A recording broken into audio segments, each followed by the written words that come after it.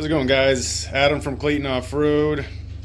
What we got here is the bushings for the lower control arms. And this is just a demo arm that we made a little while ago. But the two bushings shown here, the one on the left is the standard Clevite bushing that we used for pretty much the last 16, 17 years.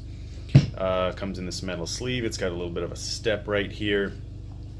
And this housing, which we use pretty much since 2001, was designed for this bushing with that step, and this would have been pressed in here.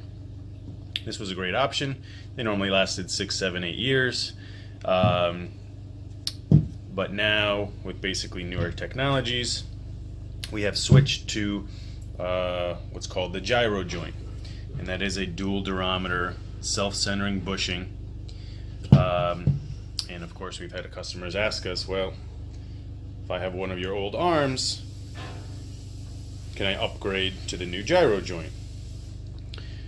So these just came in. They obviously have a slightly different shell, basically, but they are designed to press into these old housings. So if you do, pretty much standard procedure, you have to pretty much drill out the rubber, then you got to cut this metal sleeve and knock this old bushing completely out, and then this new one will press in. There is kind of a start to it, so when you are pressing it in, just pay attention.